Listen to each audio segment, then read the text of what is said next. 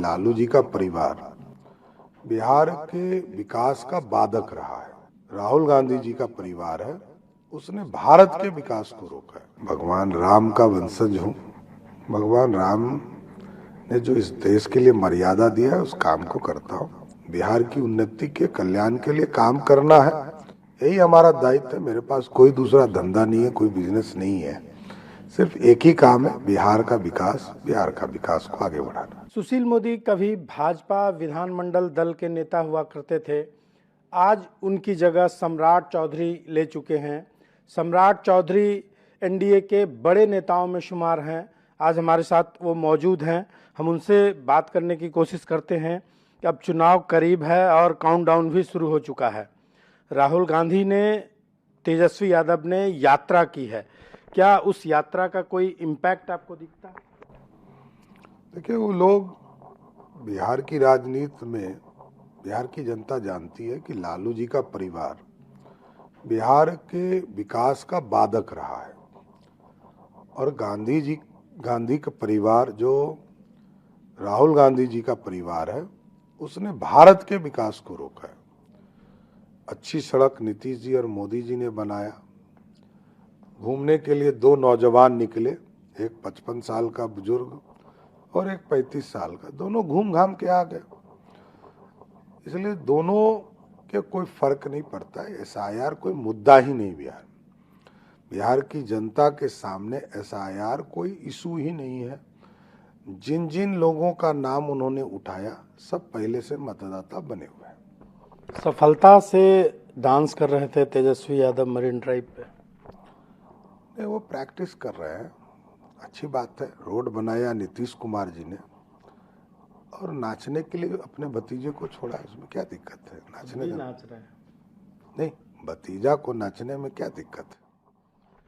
आप लोगों ने कई घोषणाएं करी है और आप वित्त मंत्री भी हैं, आपके कंधों पर बड़ी जिम्मेदारी है। फिनेंशियल अरेंजमेंट जो है वो काफ़ी है, जितनी घोषणाएं आप लोगों ने करी है, और उस घोषणा से कितने लोगों को लाभ मिलने वाला है? करोड़ों लोग। बिहार में 1,12,00,000 जो हमारे वृद्धजन हैं, विधवा बहनें हैं, दिव्यांगजन हैं, उनको सीधा पेंशन मिल रहा है।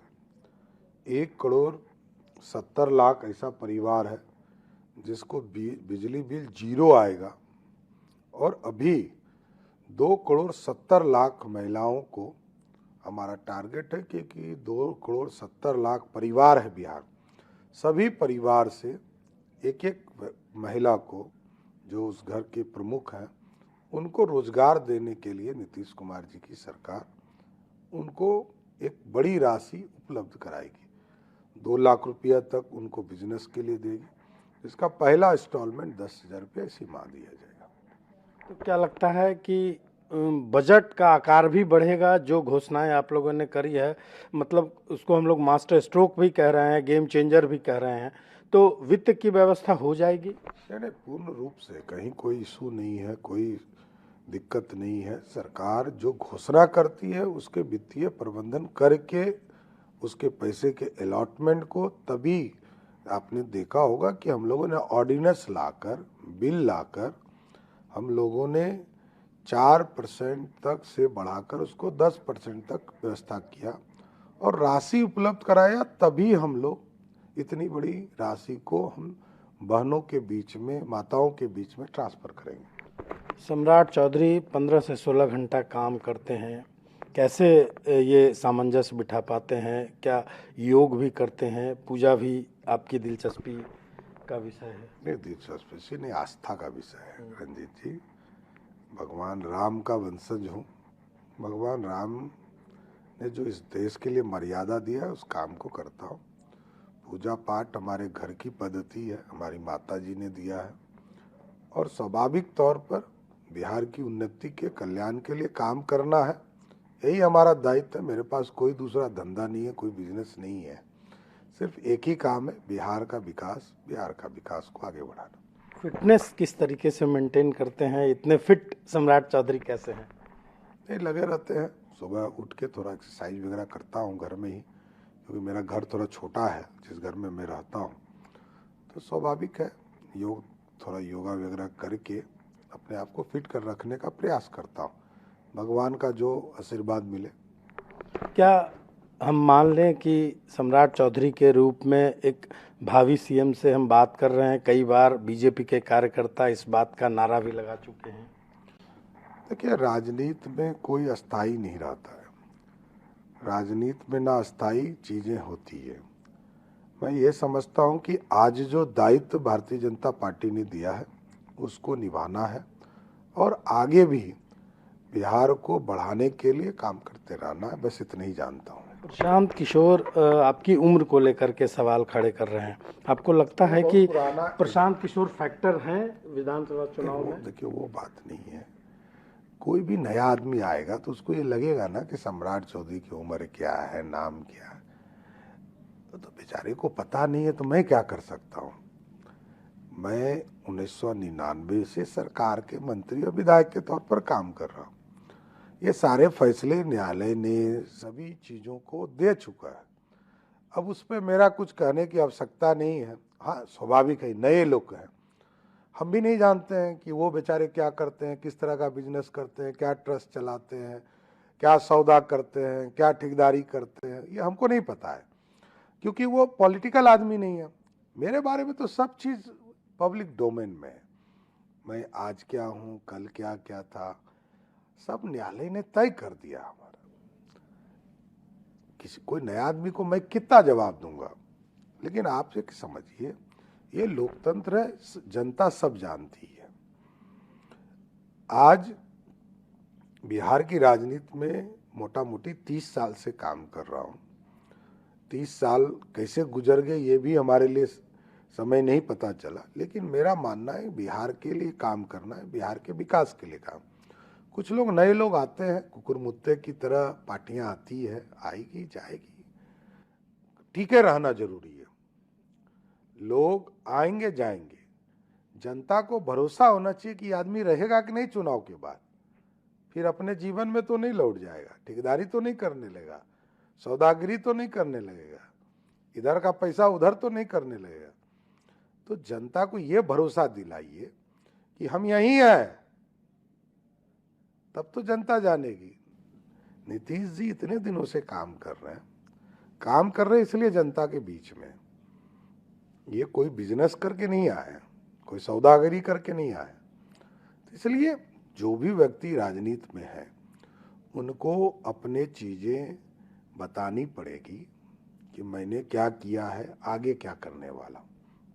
ऐसा तो नहीं है कि चुनाव हारने के बाद भाग जाइएगा।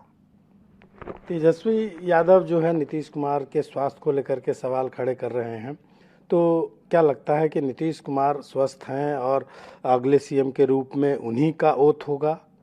देखिए, बाप बाप होता है। बाप ना टायर्ड होता है ना रिटायर्ड होता है। बाप बाप होता है। तो राजनीति में नीतीश कुमार जी ने एक पिता की तरह बिहार की राजनीति को सींचा है। बिहार में जिस बेटी को साइकिल दिया, पोशाक दिया, आज वो माँ बन चुकी, अब उसको रोजगार दे रहे हैं और ये कह रहे हैं कि आगे इंडस्ट्रीज खड़ा करो अपनी बेटी को। ये है नीतीश कुमार।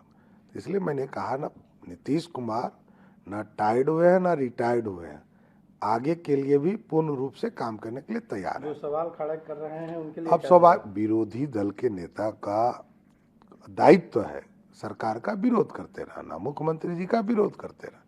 वो कर रहे, करने दीजिए, कोई फर्क नहीं पड़ता है। लालू जी को पूरे बिहार ने देखा है। लालू और नीतीश में किसको चुनना है जनता जानती है। कई वरिष्ठ नेताओं को इस बार बीजेपी चुनाव लड़ाएगी, क्या सम्राट चौधरी भी विधानसभा चुनाव लड़ेंगे? नहीं, पार्टी का जो निर्णय होगा उसमें कहाँ तोहमत है। ऐसे जो आप सूचना दे रहे हैं ऐसा कोई बात नहीं है। हमको यदि चुनाव लड़ना है तो पार्टी के लिए लड़ूंगा, इसमें कहाँ तोहमत है। मैं तो लड़ता रहा हूँ, मैं तो 5-5 बार चुनाव लड़कर आया हूँ, कोई नया व्यक्ति नहीं हूँ। लेकिन पार्टी, सब चीजें पार्टी तय करती है। जिसको पार्टी का निर्देश और पार्टी को यह संभावना रहेगी ये सीटें वो जिताएंगे तो एकदम लड़ना चाहिए। सीट शेयरिंग पर कब तक सहमति हो जाएगी? चिराग पासवान का लगता है मन डोल रहा है। नहीं, सभी लोग एक साथ है, सभी एनडीए में है, सब लोग काम कर रहे हैं। अंतिम सवाल, उपेंद्र कुशवाहा ने कहा कि नीतीश जी को अपना उत्तराधिकारी समय रहते तय कर लेना चाहिए, ये बिहार के लिए, ये राजनीति के लिए बेहतर हो। ये नीतीश कुमार जी को तय करना है। हम अपनी बात रख सकते हैं।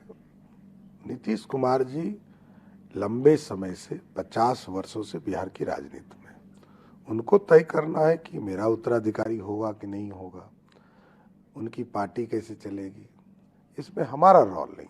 हम उनके सहयोगी दल हैं, हम नीतीश जी के साथ खड़े हैं, नीतीश कुमार जी के नेतृत्व में काम कर रहे हैं। 2010 के नतीजों को आप लोग दोहरा पाएंगे? उससे अधिक दोहराएंगे, उससे अधिक सीटें जीतेंगे, क्योंकि बिहार ने विकास देखा है, बिहार ने रफ्तार देखा है, बिहार में एक अच्छा नेतृत्व देखा है। बिहार कभी भी लालू यादव के हाथों में नहीं खेलेगा। अब सम्राट चौधरी का ड्रीम क्या है, बिहार को कहाँ ले जाना चाहते हैं? नहीं, मैं तो भारतीय जनता पार्टी का एक कार्यकर्ता हूँ। पार्टी जो दायित्व देगी उस काम को, लेकिन बिहार श्रेष्ठ हो इसकी कल्पना जरूर करता हूँ। धन्यवाद। ये थे उप मुख्यमंत्री सम्राट चौधरी, जिनका कहना है कि 2010 में नतीजे हुए थे, उससे बेहतर नतीजे यहाँ होने वाले हैं। जिस तरीके से नीतीश कुमार ने काम किया है, परफॉर्म किया है, उसके बदौलत इन्हें भरोसा है। अशोक के साथ रंजीत, ईटीवी भारत, पटना।